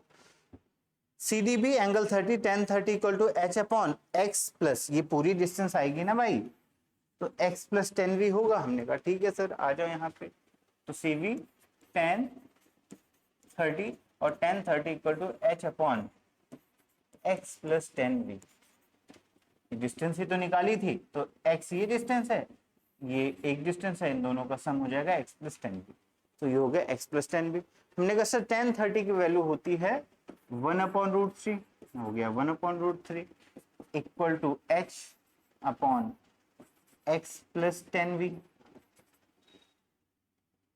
ठीक है, थोड़ा सा हो सकता है आप कंफ्यूज हो, बट यहां से काम बन जाना चाहिए। आ जाओ यहाँ पे, हमें v के टर्म में ही आंसर चाहिए, तो कोई इशू नहीं है, v को छोड़ दो, v के चक्कर मत पड़ो कि सर दो वेरिएबल हैं कहाँ से सॉल्व होंगे, तो उसको दिमाग में रखना ही नहीं है, हमको h और x को ही काम करना है। तो हमने कहा सर यहाँ से हमको निकालनी है किसकी वैल्यू, x की वैल्यू निकालनी है, तो h की वैल्यू उठा के रख दो, h इक्वल टू x√3, तो उठा दो रख दो, तो हो जाएगा 1/√3 इक्वल टू x, h की वैल्यू है क्या, हमने कहा सर h की वैल्यू है x√3, तो ये हो जाएगा x√3 अपॉन में x प्लस 10v, 10v। ठीक है जी, अब क्या करना है, क्रॉस मल्टीप्लाई, तो x प्लस 10v यहाँ आ जाएगा, x प्लस 10v उधर आ जाएगा, सॉरी गलती कर गए हैं हम यहाँ पे, क्या हो जाएगा, हमने कहा सर क्रॉस मल्टीप्लाई करोगे ये यहाँ आ जाएगा, तो x प्लस 10v इधर, तो x प्लस 10v यहाँ आ जाएगा, और √3 इधर मल्टीप्लाई में होगा, तो x√3 इंटू √3, तो यहां से आ गया x plus 10v equal to कितना, √3 इंटू √3 3, तो हो जाएगा 3x। हमने कहा x यहाँ प्लस में उधर भेज दो, तो 3x minus x 2x equal to 10v आ जाएगा, तो x की वैल्यू आएगी 10v बाई 2, यानी x की वैल्यू आ गई 5v। ये डिस्टेंस है, ये क्या है, यहां से यहां तक की डिस्टेंस है। हमने कहा सर डिस्टेंस नहीं टाइम निकालना है, तो टाइम इक्वल टू क्या होगा, तो हमने कहा sir velocity equal to distance upon time, velocity equal to distance upon time, तो टाइम इक्वल टू क्या होगा, तो हमने कहा sir time equal to distance upon velocity, velocity हमारी v थी, तो हमने कहा सर टाइम आएगा t equal to distance, distance is 5v, और अपॉन में वेलोसिटी इज v, v से v कट गया, क्या आया 5, लिख दीजिए 5 सेकंड आपका फाइनल आंसर है, यानी पॉइंट ए से बी तक पहुंचने में कार्ल को कितना, सिर्फ 5 सेकंड लगेगा। क्लियर है, कॉन्सेप्शन में है, और इस टाइप के क्वेश्चन पूछे जाते हैं। ये वेलोसिटी आते ही बच्चे थोड़ा सा कंफ्यूज हो जाते हैं, तो आपको कैसे फिगर बनाना है इस चीज को दिमाग में रखना, और किस तरीके से अप्रोच करना है वेलोसिटी के लिए, ये समझ लेना। ठीक है, कई तरीके हैं, ये मेरा तरीका है, आराम से समझोगे कोई प्रॉब्लम नहीं होगी। क्लियर, चलो आ जाओ चलते हैं अगले सवाल की ओर। ठीक है, ये भी एक बहुत प्यारा सा क्वेश्चन है, कई बार पूछा गया क्वेश्चन है, यहाँ पे 2022 में लिखा हुआ है, बट मैंने देखा ये 2-3 बार पूछा गया, सीबीएसई में भी पूछा गया क्वेश्चन है, तो एक इंपॉर्टेंट क्वेश्चन है। क्लियर, क्या कह रहा कि the angle of elevation of a cloud from a point 60 metre above the lake is 30 degree. आय है, क्या बात है, क्या कह रहा, एक झील से 60 मीटर ऊपर एक बिंदु से एक बादल का उन्नयन कोण 60 डिग्री दे रखा है। अब ये झील से नीली आंखें वाली कहानी हो गई, तो आ जाओ पहले बनाते हैं झील। ठीक है, तो हमने कहा सर जी ये रही हमारी झील, कलर चेंज करो भाई, नीला करो तब मजा आएगी, तभी तो झील से नीली आंखें होंगी। ठीक है चलो, अब दूसरी कहानी क्या है, हमने कहा सर इससे जो है क्या दे रखा है, 60 मीटर ऊपर एक पॉइंट दे रखा है, तो यहां से हम है 60 मीटर ऊपर। अच्छा जी, तो यहां से यहां तक क्या हो गया, 60 मीटर ऊपर हाइट पे गए, और जब यहां पे खड़े थे तो हमने देखा, क्या देखा, एक व्हाइट कलर ले लेते हैं यहां से लेके यहां, हॉरिजॉन्टल लाइन तो ड्रॉ करोगे ही करोगे, क्योंकि यहाँ पे आप खड़े हो, है ना, और आप देख रहे हो। चलो आ जाओ, अब यहां से मैंने देखा और क्या देखा कि भैया आसमान में एक जो है क्या है, बादल है, ये हमारा बादल है, बहुत गंदा सा, वैसे ऐसे बनता था बचपन में। अभी सिंपल सा एक पॉइंट बनाना है तो हमने बना लिया कि भैया एक बादल हमारा यहाँ पे है। अभी मत कहना सर जी बादल बना दो, है ना, यहाँ बना दो। तो यहां से उसने ये बादल देखा, ठीक है, जब बादल देखो तो इसका उन्नयन कोण है 30 डिग्री, तो ये एंगल दे रखा है इसका 30। अच्छा जी, अब क्या कह रहा है, और झील में बादल की परावर्तन का उन्नयन कोण 60 डिग्री है। अब सुनना, बादल तो यहाँ पे मौज कर रहा है, व्हाइट कलर का बनाते, रुक जाओ, है ना, आ जाओ। मैंने कहा सर जी ये हमारा बादल है, बच्चों वाला छोटू सा बादल है, ठीक है, अगर ये बादल यहाँ है, नीचे झील है, तो इसकी इमेज दिख रही होगी, है ना। अच्छा जी, एक बात बताइए, मिरर में जब कोई के सामने जब कोई ऑब्जेक्ट रखते तो उसकी इमेज और ऑब्जेक्ट के बीच में डिस्टेंस का क्या रिलेशन होता है, तो हमने कहा सर जी जो डिस्टेंस ये होगी यहाँ से यहाँ तक होगी, वही डिस्टेंस नीचे होगी। सिंपल से लॉजिक है, हमें नहीं देखना कि ये कहाँ पे क्या है, लेकिन अगर ये आपका मिरर है और ये ऑब्जेक्ट है तो इसकी इमेज क्या होगी, जो डिस्टेंस यहाँ से मिरर की होगी वही डिस्टेंस यहाँ से इमेज की होगी। सिंपल सा लॉजिक है। तो हमने कहा सर ये हमारी लेक है जो एक मिरर की तरह वर्क कर रही है। आप यहाँ पे खड़े हो, आपने पहले बादल देखा, फिर जब नीचे देखा, कहाँ पे, झील में, जब झील की गहराइयों में देखा तो आपने पाया कि यही इसकी इमेज यहाँ नीचे बन रही है। बात समझ में, क्या रिलेशन आएगा कि जो डिस्टेंस यहाँ से यहाँ तक की होगी वही डिस्टेंस यहाँ से यहाँ तक होगी। सिंपल सी कहानी। अच्छा जी, अब नीचे देखने पे अवनमन कोण 60 डिग्री दिख रहा है। अवनमन, अब ऊपर से नीचे देख रहे हो, अगर ऊपर से नीचे देख रहे हो तो इन दिस केस एंगल है, एंगल ऑफ डिप्रेशन कितना बन गया, हमने कहा सर एंगल ऑफ डिप्रेशन हमारा बन रहा है 60 डिग्री। कितना, 60 डिग्री। ठीक है जी,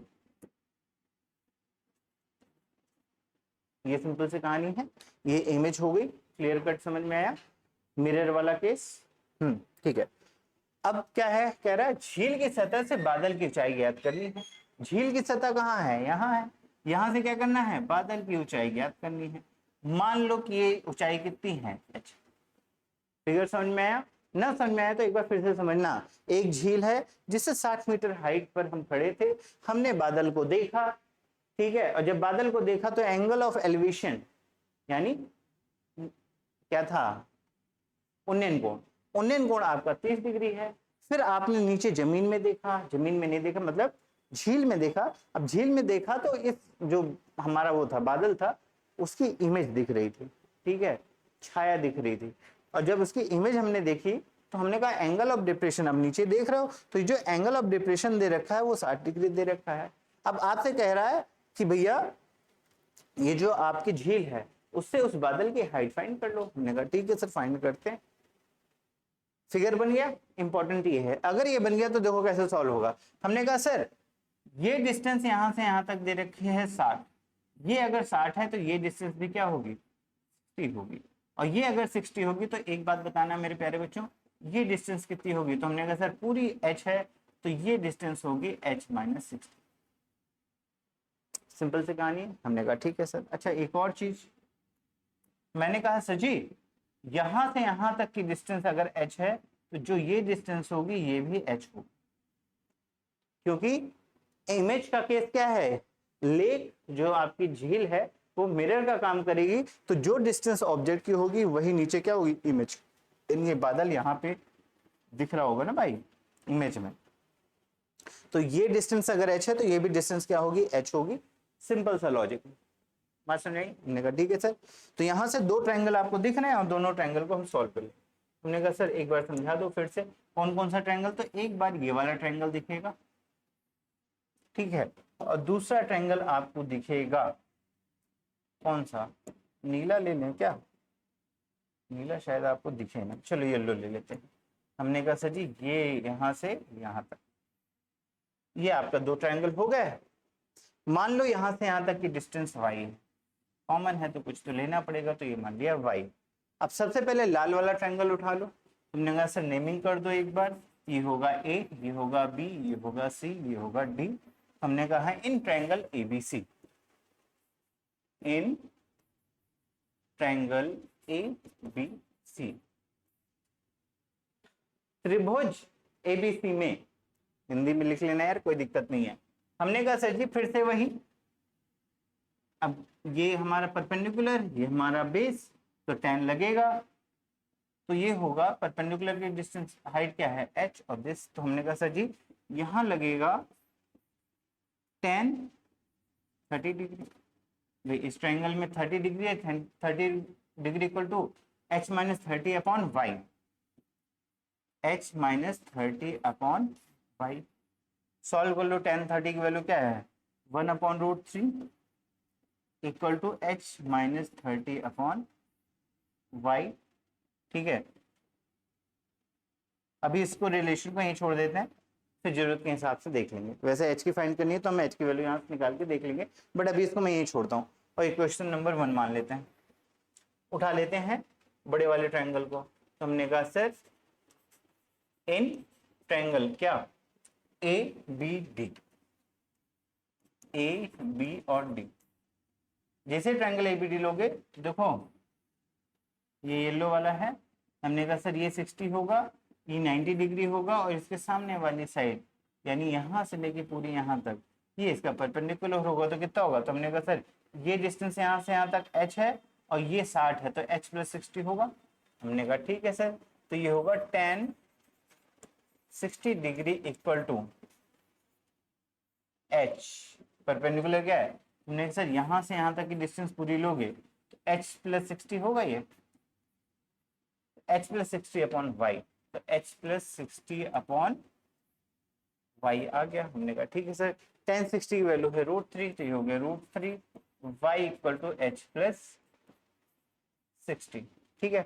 हमने कहा सर h की वैल्यू फाइंड करनी है, यहाँ से y की वैल्यू निकाल लो, तो y इक्वल टू क्या आ जाएगा, तो ये क्रॉस हो जाएगा, तो y इक्वल टू हो जाएगा √3 उधर, तो √3 h माइनस 30,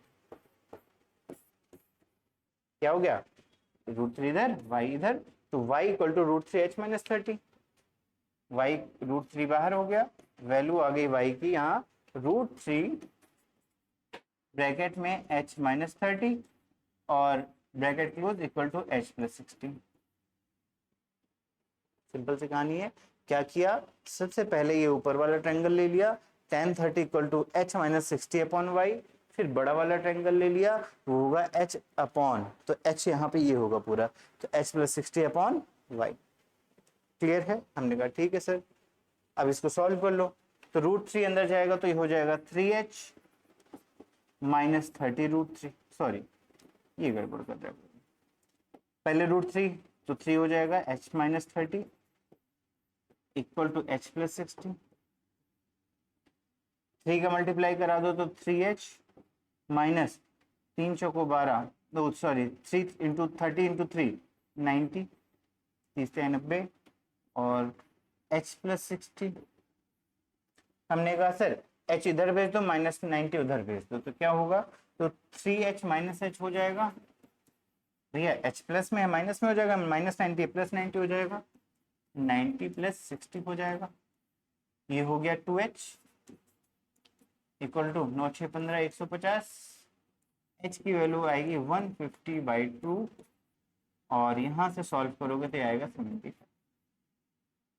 तो यहाँ से h की वैल्यू आ गई क्या 75 मीटर, और यही आपका फाइनल आंसर है।